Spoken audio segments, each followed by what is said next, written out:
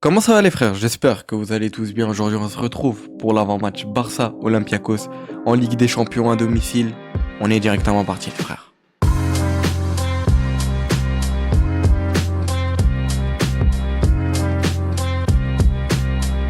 Et oui, un match encore une fois important. Certes, c'est vrai qu'on est tous un peu focus sur le Classico, on va pas se le cacher. À se demander comment on va faire avec les absents. On se demande aussi comment on va faire avec notre défense qui se fait totalement transpercer. Face à Girone, ça a été catastrophique, ce que j'ai pu comprendre. Même si j'ai pas pu voir le match, n'hésitez pas à aller voir le débrief. Vous comprendrez mieux pourquoi j'ai pas pu le voir.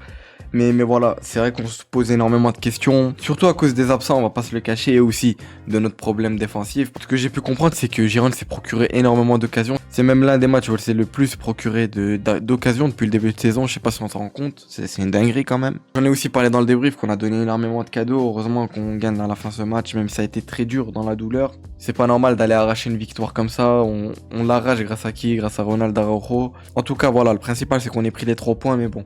C'est vrai qu'on est tous là à réfléchir à ce classico-là, alors qu'il faut pas oublier que demain on a un match très important face à l'Olympiakos, qui certes sur le papier c'est pas une équipe qui fait briller, c'est pas non plus l'affiche de Ligue des Champions qui fait briller, surtout qu'on joue à 18h45. Quand tu joues à 18h45, on va pas se le cacher que c'est un peu les matchs en mode voilà, c'est pas les grandes affiches.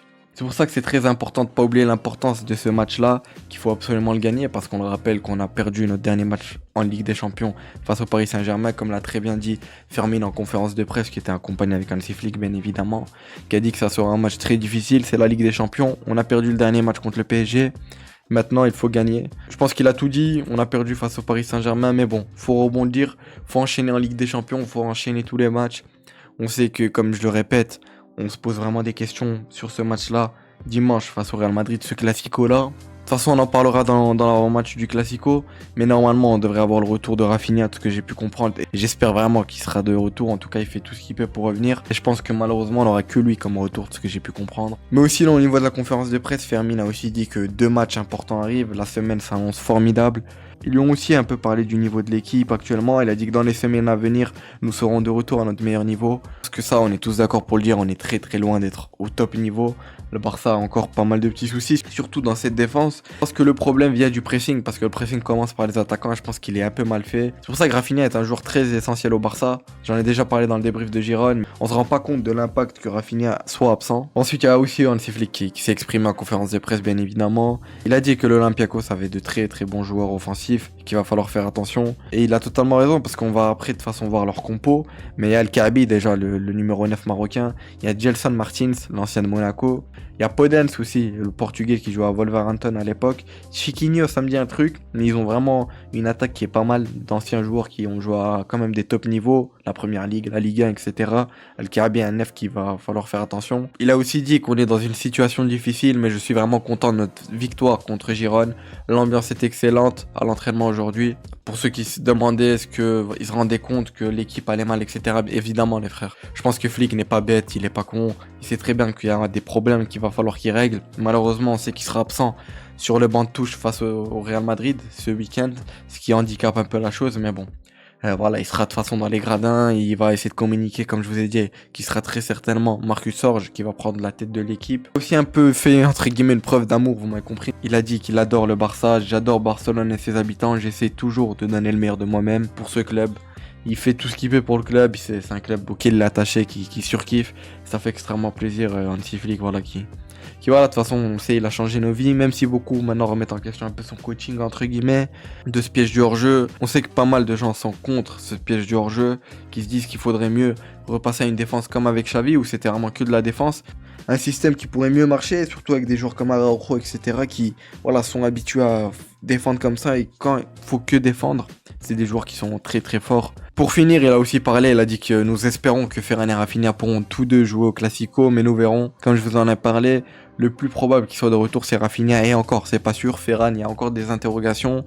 On verra bien d'ici là. De toute façon, il y aura l'avant-match et on en parlera de ce Classico. Aujourd'hui aussi, il y a eu pas mal d'absents à l'entraînement. Des absences qu'on connaît déjà. Il y a eu Rafinha, Lewandowski, Ferran, Juan Garcia, Dani Olmo, Gavi, Ter Stegen, et il y a eu Christensen qui est malade. Voilà, Christensen qui est malade. Est-ce qu'il sera demain disponible? J'espère. Parce que, en tout cas, moi, je l'ai mis dans la compo qu'on va voir directement après. Mais voilà, on verra bien ce qui se passera demain. Voici la compo, les frères. Une compo, j'ai envie de dire, assez classique. on fait avec ce qu'on peut, surtout au vu des absences. Je sais que certains vont peut-être se poser des questions, mais vous inquiétez pas, on va en parler. Tout d'abord, on commence dans les cages, il n'y a pas de doute. Ça sera Chesney, voilà. Juan Garcia encore dans une récupération. Ter Stegen devrait revenir fin octobre, même si certains ne veulent pas son retour, mais bon.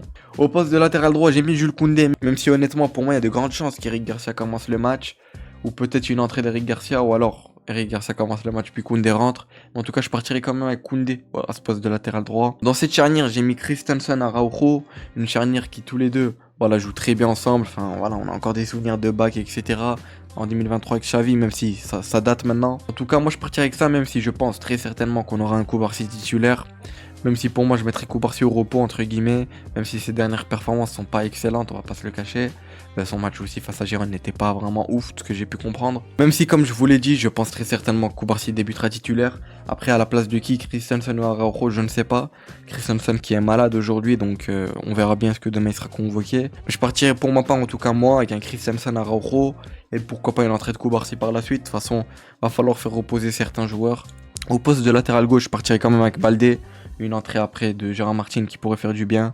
Je pense que Baldé va commencer titulaire demain. Dans ce milieu-là, comme la dernière fois, Casado, Frenkie, Pedri. Après, je vous montrerai encore une fois l'alternative avec le 4-3-3 qui sera très probablement ça demain. Je l'espère du moins. Ce que j'ai pu comprendre, c'est ce qu'on a eu face à Girone et ça fait plaisir. Un milieu avec énormément de qualité, un milieu, voilà. J'ai pas autre chose à dire honnêtement. Frenkie, Pedri, Casado, très très fort. On arrive dans cette attaque-là où ça peut faire débat à certains postes, mais vous inquiétez pas, je vais m'expliquer. Tout d'abord, au poste de 9, il y aura, je pense, aucun changement, ça sera Marcus Rashford. Rashford qui a aussi fait un gros match face à Girone, ce que j'ai pu comprendre, il a failli mettre un banger, etc. Enfin, voilà, il monte petit à petit en puissance, comme Rooney Bardi, ça fait extrêmement plaisir. Au poste d'ailier droit, je commencerai quand même, moi, avec un Lamine Yamal. Je pense qu'il va très certainement même commencer. Il va très certainement sortir par la suite autour de la 60e ou même en deuxième mi-temps, tout dépendra de la physionomie du match, même si ça m'étonnerait très fortement qu'il sorte en début de deuxième mi-temps. À ce poste d'ailier gauche, j'ai quand même mis Rooney Bardi. Ce que j'ai compris, c'est qu'il a quand même joué à pas mal de reprises à ce poste-là. On sait que de base, il évolue un peu à tous les postes offensifs, que ce soit en numéro 10 ou sur les deux ailes. Après, moi, ce que j'avais pu voir, c'est qu'Hansi Flick aurait testé une attaque. Donc Rashford, Rooney Bardi et Lamine Yamal. Pour moi, s'il a testé ça, c'est qu'il va peut-être très certainement débuter avec ça. Même si honnêtement, moi je vois quand même un Fermin commencer à se poser d'ailier gauche. Mais qui sait, peut-être que Hansi Flick a testé ça en entraînement pour les faire débuter tous les trois titulaires.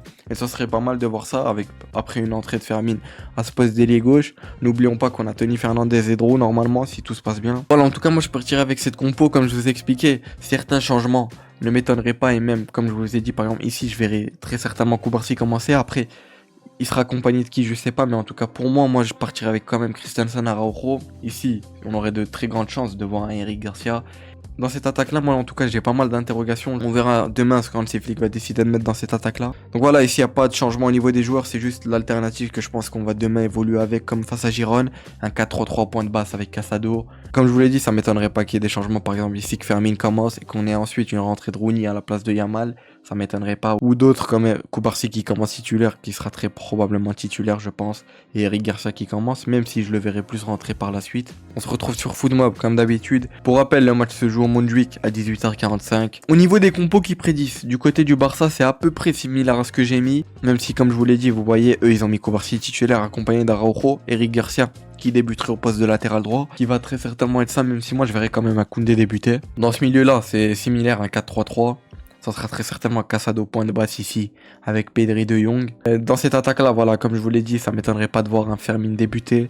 Yamal sur l'aile droite, Rashford en 9, ça c'est sûr à 100%. Il n'y a pas de doute, ça, au poste de numéro 9. Mais sinon, voilà, une compo assez similaire à la mienne. On verra demain ce que Flick va décider de faire. De toute façon, il va falloir faire de la rotation. J'espère vraiment qu'on aura, entre guillemets, un match facile, histoire de plier ça, pas faire d'erreurs défensives, et que Flick puisse faire souffler quelques joueurs. Parce qu'on a besoin, de façon, de faire souffler quelques joueurs, comme des Pedri, de Jong. Il y a pas mal de joueurs qui devraient souffler pour être vraiment 100% pour ce Classico. Le Classico joue dimanche et qu'on joue demain, donc en vrai l'équipe a le temps de se reposer, etc. Enfin, repos, vous m'avez compris. Sinon de leur côté, voilà une compo, je connais pas tous les joueurs, mais comme je vous ai dit, Al-Kaabi je le connais très bien. Gelson Martins qui joue à Monaco, voilà, je pense que tout le monde le connaît. Podence qui joue à Wolverhampton à l'époque, qui est un très bon joueur. Chiquinho il me dit un truc, mais j'ai pas envie de dire de bêtises. Ortega qui me dit un truc lui aussi, mais le reste des joueurs me disent pas grand chose. Leur coach qui était coach de Séville, si je dis pas de bêtises, à l'époque, José Luis. Et à l'époque, il y a peut-être 2-3 ans, si je dis pas de bêtises, c'était le coach de Séville. De leur côté, on peut voir qu'ils ont 2 absents. Nous, voilà, la liste est très longue, je vais pas vous la refaire, mais voilà, on les connaît tous, les blessures. On a pas mal de blessures qui reviennent vers début novembre. Rafinha qui est mis début novembre aussi. Robert Lewandowski début novembre. Ferran, où il n'y a même pas de date pour nous dire quand il sera de retour. J'espère en tout cas qu'il sera de retour pour le Classico. Pour rappel, ils ont gagné leur dernier match 2-0, j'en avais parlé dans le débrief de Girone. Après, je vous cache pas que je suis pas le championnat grec, je pense que vous aussi. Ce que j'ai pu comprendre, c'est qu'ils sont deuxièmes avec un point d'écart. Les premiers sont le PAOK avec quelque chose, mais une équipe qui est aussi connue. Mais comme je l'ai dit, il va falloir faire attention à cette équipe de l'Olympiakos. Comme l'a très bien dit Flick, il va falloir faire attention à leurs joueurs offensifs. Ils ont vraiment une belle attaque. Donc voilà les frères, ça aura été tout pour cet avant-match. N'hésitez pas à me dire ce que vous en avez pensé. N'hésitez pas à me donner votre avis par rapport à la compo que j'ai mis. Est-ce que vous êtes d'accord avec moi ou pas? Est-ce que vous sentez demain un match assez simple? C'était Azro, portez-vous bien, on se retrouve demain pour le débrief après le match. Prenez soin de vous, prenez soin de vos proches. Ciao les frères.